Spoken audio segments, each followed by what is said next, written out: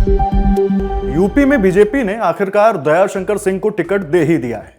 BJP नेता दयाशंकर को कुछ लोग उनकी पत्नी और योगी सरकार में मंत्री स्वाति सिंह के नाम से भी जानते हैं, या फिर मायावती पर उनकी अभद्र टिप्पणी के लिए जिसके चलते उन पर कार्रवाई हुई थी।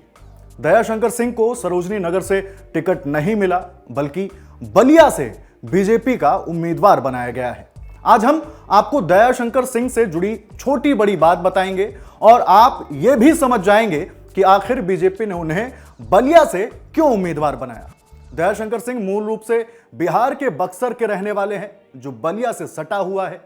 उनकी पढ़ाई लिखाई और शुरुआती राजनीति बलिया की ही रही है। इसलिए भाजपा ने जब सरोजनी नगर से उनका टिकट काटा तो बलिया नगर से दे दिया।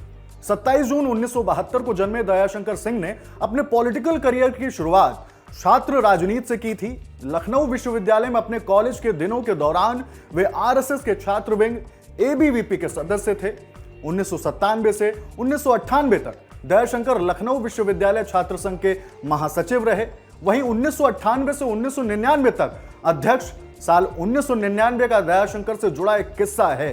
उस समय यूपी में कल्याण सिंह की सरकार थी। लखनऊ यूनिवर्सिटी में हुए स्टूडेंट यूनियन के चुनाव एबीवीपी के कैंडिडेट थे दयाशंकर सिंह। कैंपस में उनकी दबंग छवि थी। यूनिवर्सिटी में 2 गैंग चलते थे। ऐसे में सामने वाली गैंग के एक लड़के का 1998 में कत्ल हुआ। इसमें दयाशंकर सिंह के खिलाफ भी रिपोर्ट हुई, मगर पुलिस उन पर हाथ नहीं डाल पाई।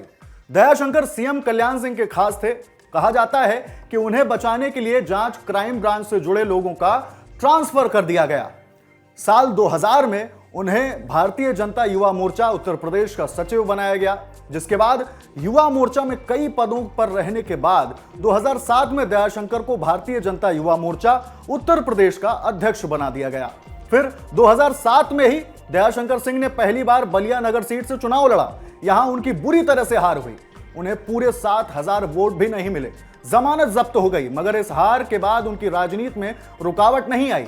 लखनऊ के संपर्कों के सहारे वे पार्टी के प्रदेश कार्य समिति में आ गए, जिसके बाद 2010 और 2012 में वे 2 बार उत्तर प्रदेश बीजेपी के प्रदेश मंत्री बनाए गए। 2015 में उन्हें यूपी बीजेपी का उपाध्यक्ष बनाया गया। मार्च 2016 में यूपी में विधान परिषद का चुनाव हुआ, जिसमें बीजेपी ने उन्हें टिकट दिया, लेकिन दयाशंकर सिंह चुनाव हार गए।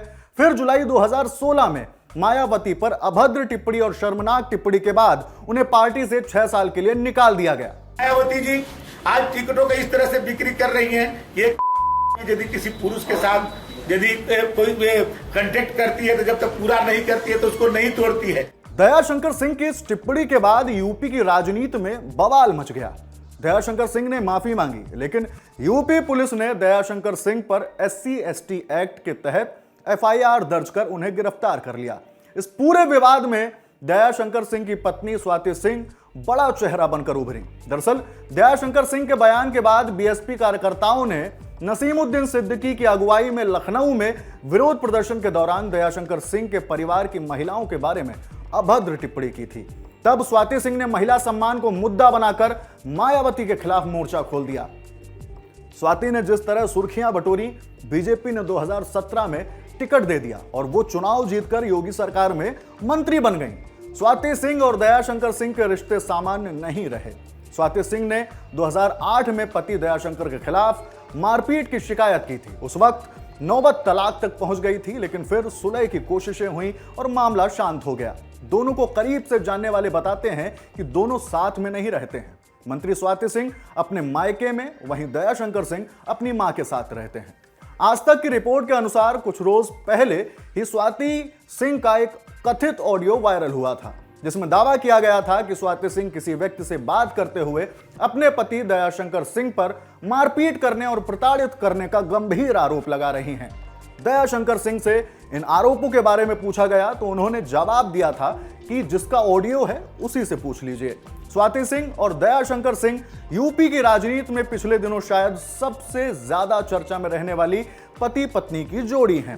विवादों से सुर्खियों में आए और फिर एक ही सीट से दोनों ने दावेदारी ठोक एक और विवाद खड़ा कर दिया। खैर, दयाशंकर को तो बीजेपी ने टिकट दे दिया है, लेकिन स्वाति सिंह का पत्ता कट गया। आपके लिए खबर लिखी है उदय भटनागर ने और मैं हूं आपके साथ हिमांशु, और कैमरे के पीछे हैं हमारे साथ जतिन। शुक्रिया।